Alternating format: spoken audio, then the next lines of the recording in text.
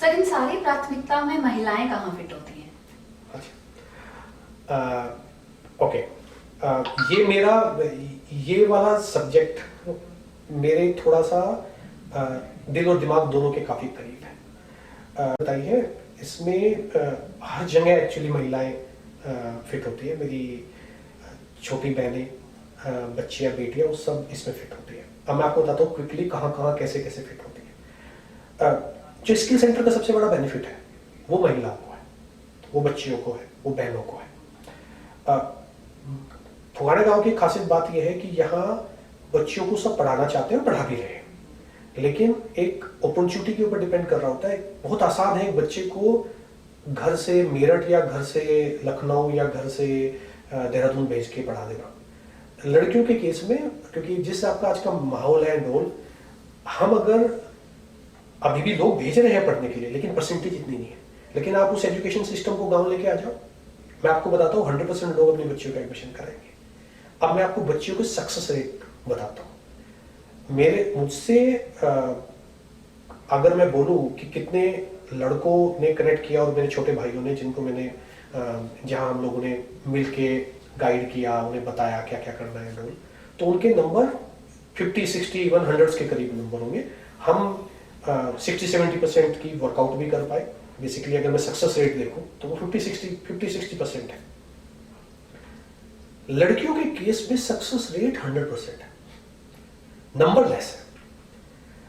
मुझसे मेरी जिन बहनों ने कनेक्ट किया, उनके नंबर सिर्फ 5 में से 4 बहनें अच्छी जगह वर्क कर रही है आज के टाइम पे, और वो चार ऐसी थी जिनको मैंने थोड़ा गाइड किया, थोड़ा सा उन्हें बताया कि इस टाइप से है, कुछ इंटरव्यू वगैरह कंडक्ट कराए, और वो सारी की सारी आज के टाइम पे अच्छी कंपनीज के अंदर जॉब कर रही है। 5वीं जो छोटी बहन थी, उसके साथ में ये था कि उसका जो एजुकेशन था बेसिकली वो पॉलिटेक्निक था, और वो मेरे आईटी फील्ड से भी ज़्यादा रिलेटेड नहीं था। तो मैंने क्या किया कि मैंने ट्राई किया, लेकिन उस हिसाब से वर्कआउट नहीं हो पाया। बेसिकली थोड़ा बहुत गाइड करता रहा, थोड़ा बहुत बताता रहा, और आपको बताता हूँ उस बच्ची ने 1-1.5 महीने के अंदर खुद इंटरव्यू दिया, जहाँ से उनका इंटरव्यू आया था, उसने क्लियर किया और उसने अपनी जॉब स्टार्ट करी। तो आप ये देखो, 5 की 5 बच्चियां आज के टाइम पे सही तरीके से सेटल डाउन है। 4 की हेल्प कर पाया, 1 की उस तरीके से हेल्प नहीं कर पाया, तो वो खुद इंटरव्यू कंडक्ट होके उसका, और उसने सिलेक्शन अपना करा लिया बेसिकली। तो इसका मतलब इस रेशो के हिसाब से गर्ल्स को अगर ठीक अपॉर्चुनिटी मिले तो वे लोग ज्यादा इजीली सक्सेसफुल हो सकती है। ये आपका जो स्किल सेंटर है, ये यहाँ पे वर्कआउट करेगा बेसिकली। यहाँ पे स्किल सेंटर के अंदर गर्ल्स के एडमिशन डेफिनेटली होंगे, और मैं बहुत ज्यादा श्योर हूँ कि कल के टाइम में आप हमारे गांव से बहुत सारी बच्चियों को मल्टीनेशनल कंपनियों में काम करते हुए देखा। रोहित जी, आपके पास एक सिस्टमैटिक स्टेप बाय स्टेप पूरा एक प्लान है, तो ये तो प्रधान पद छोड़िए, ये तो एमएलए के पास भी नहीं होते, क्या कमी रह जाती है? ओके, मेरे हिसाब से हमारे पास क्या है और किसके पास क्या नहीं है, इस डिस्कशन में नहीं पढ़ना चाह रहा मैं। सिंपल सी बात यह है, कुछ चीज़ ऐसी भी होती है कि सबको माइंडसेट ऐसा नहीं होता, और कुछ ऐसा भी होता है कि बहुत सारों के पास उस टाइप की फैसिलिटीज भी नहीं होती। तो वो क्या नहीं कर रहे और किसी ने क्या नहीं किया उसमें नहीं पड़ेंगे, हम क्या कर सकते हैं और हम क्या करेंगे, वो आई थिंक इम्पोर्टेंट है।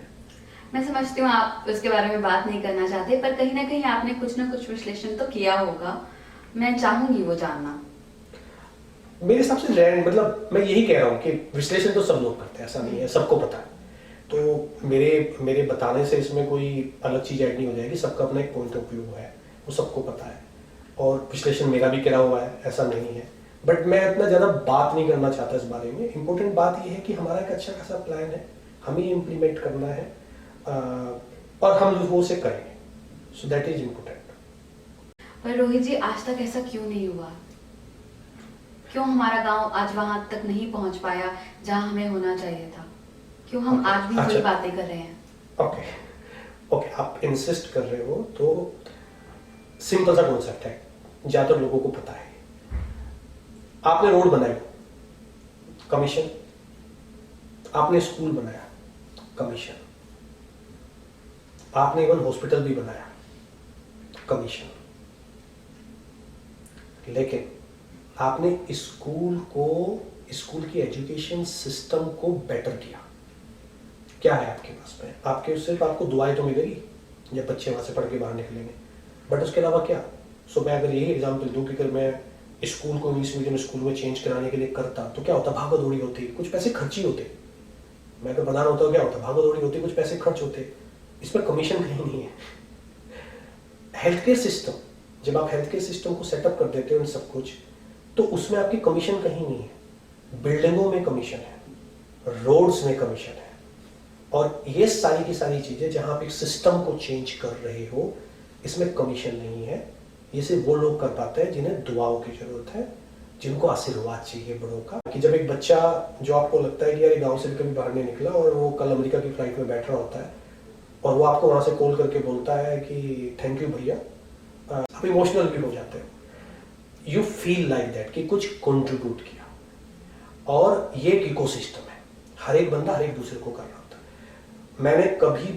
मैंने इसको हमेशा ड्यूटी मान के चला, और ऐसी बहुत सारी जगह जहाँ लोगों ने मुझे बहुत ज्यादा सपोर्ट किया। तो इकोसिस्टम और सोसाइटी ऐसी ही चलती है, एक दूसरे का हाथ थाम के चलती है। कहीं मैंने आपका हाथ थामा, कहीं बहुत सारे लोगों ने हमारा हाथ थामा। बहुत सारी चीजें ऐसी है जिनमें लोगों ने बहुत अलग अलग तरीके से हमें सपोर्ट किया है। तो जो अगर आप सही मायनों में राइट इंसान हो, तो आप उस प्यार की कीमत को समझते हो, उस अपनेपन की कीमत को समझते हो। ये इसलिए नहीं हो पा रहा क्योंकि लोग आजकल उसकी कीमत को नहीं समझते। लोग बाग ज्यादातर बैंक बैलेंस की कीमत को ज्यादा समझते हैं। तो ये डिफरेंस है। पर मेरे हिसाब से जब आप इस टाइप के एग्जाम्पल सेट करोगे बच्चों के सामने, डिपेंड करता है आप कैसे एग्जाम्पल सेट कर रहे हो। अब कल के टाइम पे अगर आप बहुत बड़ी गुंडागर्दी करके कोई बहुत बड़ी ऊंचाई पे पहुंच रहा होगा, तो बच्चों के सामने एग्जाम्पल क्या सेट होगा? बच्चों के सामने होगा कि ये करके आप वहां पहुंच सकते हो।